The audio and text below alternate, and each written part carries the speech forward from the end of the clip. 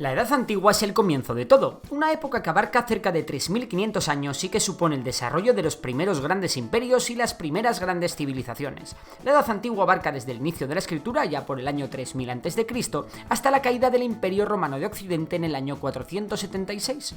Muchos os preguntaréis que por qué surge de repente la escritura, y la respuesta es bastante sencilla. Pero antes de seguir, tengo que dar las gracias a Skillshare por patrocinar este vídeo. Skillshare es una plataforma que ofrece miles de clases inspiradoras para personas creativas y curiosas. ¿Y sobre qué? Pues allí tienes de todo: ilustración, diseño, fotografía, vídeo y muchísimo más.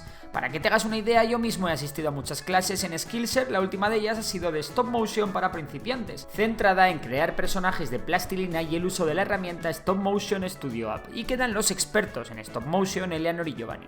En ella he aprendido sobre iluminación, grabación, creación de personajes y mucho más. Por supuesto, en Skillshare todas las clases están libres de anuncios y siempre hay nuevas clases premium en las que desarrollar tu creatividad. Por si fuera poco, ya puedes ver las clases con subtítulos en español, y dentro de poco Skillshare lanzará la versión en español de su web. Además, los primeros 1000 que hagáis clic en el enlace de la descripción tendréis una prueba gratis de un mes de Skillshare para que podáis empezar a desarrollar vuestra creatividad hoy mismo. Y ahora sí, vamos con la Edad Antigua. Es verdad que la escritura permitió transmitir conocimientos de generación en generación de una forma mucho más cómoda y efectiva. De hecho, la escritura dará un gran impulso al desarrollo de la humanidad. Pero realmente la invención de la escritura tiene que ver con la organización de las distintas civilizaciones. Me explico. Cuando los seres humanos dejamos de ser nómadas y nos asentamos en aldeas, tuvimos que empezar a organizarnos socialmente. Cuando esas aldeas crecieron y se convirtieron en ciudades o en civilizaciones que dominaban varias ciudades, había que encontrar una manera de llevar las cuentas, los impuestos, las leyes, etc. Para ayudar a esta tarea contable surge la escritura. ¿Y dónde ocurrió todo esto? Pues en Mesopotamia, la tierra que está entre el río Tigris y el Éufrates y sus alrededores. Vamos, lo que hoy llamamos Oriente Próximo. Parece que los primeros en desarrollar la escritura fueron los sumerios, que tuvieron un gran imperio. Y como ocurrirá durante toda la historia, los grandes imperios vienen y van. A los sumerios les sucederán otros grandes imperios como el acadio, el asirio o el babilónico. Precisamente estos últimos, los babilónicos, pertenece al Código Hammurabi, considerado el primer conjunto de leyes de la historia, y entre otras cosas decía algo así como que ojo por ojo y diente por diente, es decir, que lo que hicieses te lo iban a devolver. A la par, a las orillas del Nilo se desarrollaba otro gran imperio, el Antiguo Egipto, cuyo mayor legado sin duda son las colosales pirámides de Egipto construidas por los faraones Keops, Kefren y Micerino, que han llegado hasta nuestros días en perfecto estado, lo que han suscitado diversas teorías conspiranoicas sobre aliens y todas estas cosas. El Antiguo Egipto estaba reinado por faraones que se presentaban a sí mismos como enviados de los dioses, y no les solía temblar el pulso a la hora de reinar con mano de hierro. También en Egipto se consiguió canalizar el Nilo y tener grandes campos de cultivo que dieron alas al imperio. Aún así, el Antiguo Egipto tuvo diversas crisis a lo largo de los años y no siempre fue la floreciente civilización que todos nos imaginamos. Sin embargo, en el milenio 1 a.C. tenemos que trasladar el foco de la Edad Antigua hasta el Mediterráneo. Allí, un pueblo muy avispado, los fenicios, que andaban en el actual Líbano, comienzan a desarrollar el comercio, lo que les traerá bastante prosperidad como pueblo. ¿Pero por qué me detengo en estos señores? Pues porque fueron los primeros en fundar colonias por todo el Mediterráneo y porque llevaron el tema del comercio a un nivel superior. Al calor de los nuevos tiempos y del comercio, surgen diversas ciudades-estado en la actual Grecia. Entre ellas rivalizaron librando diversas guerras por el control de toda Grecia. De hecho, muchos os sabréis la historia de Troya con su famoso caballo y tal. El caso es que Atenas, donde por primera vez se puso en práctica la democracia, eso sí, directa, a mano alzada y limitada a hombres de la clase social más alta, fue una de las más importantes, al igual que Esparta, a la que conocemos bien por culpa del cine y que basaba su fuerza en su poderío militar. Sin embargo, las polis tuvieron que abandonar sus trifulcas ante un gran enemigo que se las quería cepillar a todas. Hablamos del Imperio Persa, que se extendía desde la Irán de hoy en día por todo Oriente Medio y Oriente Próximo, llegando a pisar suelo griego. Allí los griegos les plantarían cara, librando hasta 3 guerras conocidas como las guerras médicas. En la primera guerra médica los persas fueron vencidos en la batalla de Maratón, mientras que en la segunda fueron claves la resistencia de los espartanos en las Termópilas y sobre todo las victorias griegas en las batallas de Salamina y Platea. En la tercera, los atenienses tienen muchos menos problemas y derrotan a los persas con facilidad. Tras ellas, los persas tuvieron que retirarse. Pero será un macedonio, Alejandro Magno, quien acabó con el imperio persa y quien extendiera sus dominios hasta Egipto, Babilonia, los Balcanes y la India. Junto antes, su padre Filipo II fue capaz de dominar toda Grecia, pero su hijo Alejandro le superará con creces. De hecho, Alejandro Magno consigue un imperio nunca visto hasta la fecha por extensión, pero será tan grande como breve. ¿Por qué? Pues porque cuando Alejandro Magno muere no tiene ningún heredero en edad de gobernar. Por culpa de no haber un heredero claro, surgen unas guerras que se conocerán como las guerras de los diádocos. El imperio quedará dividido por culpa de estas guerras y Macedonia nunca volverá a ser tan grande y poderosa. Pero antes de dar un pasito más en la historia tenemos que hablar un poco de la civilización griega, que fue una de las más impresionantes y florecientes de la historia. A nivel literario parió obras que han llegado hasta nuestros días, como la Ilíada de Homero. A nivel artístico nos dejó grandes escultores, y lo mismo a nivel arquitectónico. De hecho, cualquiera que haya viajado a Atenas habrá visto la majestuosidad del Partenón.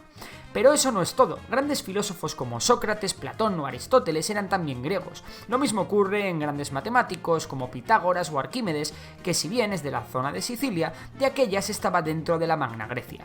Es decir, que Grecia se convirtió en una auténtica Macedonia de arte y conocimiento cuyas bases han llegado a nuestros días y que han sido claves para que el mundo se desarrollase a la velocidad que se desarrolló. Y si Grecia os ha parecido la leche, esperad que queda lo mejor, porque una ciudad iba a poner el mundo patas arriba. Hablamos de Roma, que iba a crear el imperio más desarrollado de la historia hasta la fecha. En sus inicios, allá por el 753 a.C., Roma era una monarquía. Más tarde se convirtió en una república y posteriormente en un imperio, el Imperio Romano. Pero no tan rápido, porque antes de contaros cómo Roma se convirtió en la dueña del mundo occidental, tenemos que hablar de otra gran ciudad-estado que avanzaba desde el norte de África hacia Europa. Hablamos de Cartago, los primeros grandes rivales de los romanos. ¿Os acordáis de que los fenicios andaban comerciando y fundando colonias por todos lados en el Mediterráneo, como en España pasó con Cádiz o Almuñécar? Pues bien, Cartago era una de esas colonias. Y claro, Europa era demasiado pequeña para dos gallos tan grandes. Por ello, Cartago y Roma libraron las llamadas guerras púnicas, que fueron 3 y acabarán con el fin de Cartago y con un imperio romano que, fortalecido, comienza a ganar terreno en todos sus frentes. De esta manera, en manos de Roma cae la Galia, Hispania, parte de Britania, los Balcanes, Grecia, extensos territorios germanos, el norte de África, lo que hoy es Turquía, en fin, que los romanos se hacen con millones de kilómetros cuadrados a los que extenderán el latín y la cultura romana. También construirán fortificaciones, calzadas, acueductos y diversas edificaciones a lo largo y ancho del imperio. Muchos de ellos han llegado hasta nuestros días, conservándose perfectamente. Del mismo modo, muchos campamentos romanos acabaron siendo ciudades que a día de hoy son muy importantes. También hay que tener en cuenta que la cultura romana está muy influenciada por la griega, de ahí que se llame cultura clásica al legado que estas dos civilizaciones dejaron y que fueron una inspiración para que 1000 años después de la caída del Imperio Romano de Occidente, el Renacimiento pudiese surgir rompiendo con el oscurantismo de la Edad Media. Aunque bueno, el oscurantismo de la Edad Media no era tan oscuro, ¿vale? Tras una guerra civil en el año 27 a.C., Octavio Augusto rompió con la República de Roma y fundó el Imperio Romano. Esto marcó el inicio de un periodo en el que la conquista romana alcanzó los límites del mundo conocido en aquel tiempo. Quedaros con este nombre porque con él, en el poder, Roma alcanza su mayor esplendor. Su dinastía muere con el infame Nerón, que dejó a Roma en crisis. Sin embargo, tras Nerón surgió una nueva etapa de esplendor de la mano de los llamados 5 emperadores buenos: Nerva, Trajano, Adriano, Antonio Pío y Marco Aurelio. Sin embargo, a partir del año 180 comenzará el declive de un imperio que caerá más de 200 años después. Pero antes de ver cómo cae el Imperio Romano, centrémonos en el hecho que da nombre a nuestros años: el nacimiento de Jesús. Con Jesús de Nazaret nacerá el cristianismo, que se extenderá por Europa y Oriente Medio. Pero el inicio del cristianismo no será fácil. En sus inicios los cristianos tienen que ejercer su religión en la clandestinidad y son vistos como una secta. Sin embargo, poco a poco el cristianismo gana adeptos hasta el punto de que en el siglo IV se convertirá en la religión oficial del imperio. El Imperio Romano comenzó a pudrirse a medida que pasaba el tiempo, la corrupción se generalizó, los distintos emperadores pasaban con más pena que gloria, las guerras acababan con las arcas del imperio y la decadencia se generalizó. Tanto fue así que incluso corrió peligro la integridad del imperio durante el siglo III, cuando las revueltas militares se generalizaron. El emperador Teodosio I el Grande, el mismo que hizo del cristianismo la religión oficial en el año 380, dividió el imperio entre sus dos hijos. Por un lado estaba el Imperio Romano de Oriente, con capital en Constantinopla, y por otro lado estaba el Imperio Romano de Occidente, con capital en Roma. Sin embargo, para entonces el Imperio Romano no era ni la sombra de lo que había sido y a duras penas controlaba su propio territorio. En el año 386 comenzó el principio del fin. Los godos y otros pueblos germánicos iniciaron una serie de invasiones a gran escala del Imperio Romano, haciéndose con grandes extensiones de territorio que el Imperio Romano ya nunca recuperará. Para el año 476, Roma ya no tenía ningún poder sobre sus propios territorios, y los llamados bárbaros ejercían su propio control sobre los diversos territorios que tiempo atrás habían sido la parte más floreciente y avanzada de un imperio que había dado hasta la fecha los mejores años a la humanidad. Roma había caído, y la humanidad entraba en una nueva era, la Edad Media. Pero esa será otra historia que os contaremos más adelante. Si te ha gustado el vídeo, suscríbete al canal, dale a like y si te gusta la economía, sigue a Memorias de Tiburón, que seguro que te va a encantar. Por lo demás, nada, un saludo y hasta la próxima.